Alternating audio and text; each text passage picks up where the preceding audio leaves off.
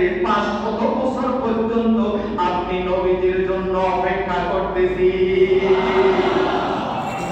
আপনাকে ধ্বংস করার জন্য নয়, মুসা আলাইহিস সালামের কাছ থেকে শুনেছি আপনি নবী দুনিয়ার মধ্যে আসবেন, আপনি ইমামুল মুরসালিন হবেন, আপনি ইমামুল আম্বিয়া হবেন, সকল নবীদের নবী হবেন, সকল রাসূলদের রাসূল হবেন। আপনি নবীর সুপারিশ ছাড়া কোনো উম্মত জান্নাতে প্রবেশ করতে পারবে না। আমি মুসা আলাইহিস সালামের কাছে জানতে পেলাম, আমি আল্লাহ রাব্বুল আলামিনের কাছে তখন দোয়া করেছিলাম, আল্লাহ আমি সাতটা রাহমাতুল লিল আলামিন নবীকে দেখে আমি সাফের জীবনটা ধন্য করতে চাই। ও আল্লাহ, নবীজি দুনিয়ার মধ্যে আগমন করা পর্যন্ত আমি সাফের হায়াতটা তুমি বাড়ায়া দাও। আল্লাহ রাব্বুল আলামিন সাফের ফরিয়াদকে কবুল করে সাফের হায়াতটা বাড়ায়া দিয়েছেন। আবার সাফ আল্লাহর কাছে দরখাস্ত করলো, আল্লাহ সেই নবীকে আমি কোথায় গেলে পাবো? আমার আল্লাহ পাক রব্বুল আলামিন বলে দিয়েছেন, এই সাফ হেরা গুহার মধ্যে তুমি অবস্থান করো। আমার বন্ধু হাবিবুল্লাহ মক্কাবাসীদের জ্বালা যন্ত্রণা সহ্য করতে না পেরে মদিনায় হিজরত করবেন। প্রতিমধ্যে এই গর্তের মধ্যে, এই গুহার মধ্যে আশ্রয় গ্রহণ করবেন।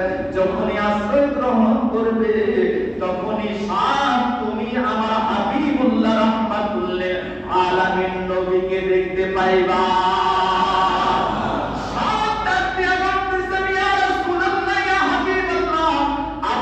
সালাম, আমি মুসা নবীর যুগের সাফ, আমি মুসা নবীর উম্মত, কিন্তু আমি মুসা আলাইহিস সালামের কাছে জানতে পেলাম আপনি এই দিক দিয়ে হিজরত করবেন, বিধায় আমি এখানে অবস্থান করছি।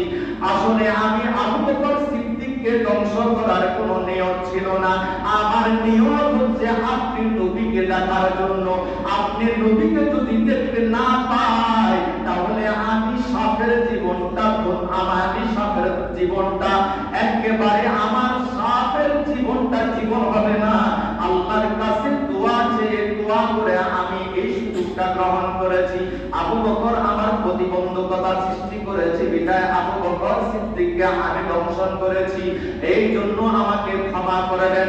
এই মুহূর্তে আমি সবকে আপনি নবী কালিমা পড়ায়া আপনি নবীর উম্মত বানায়া দেন। আরেকটু জোরে বলেন না সুবহানাল্লাহ।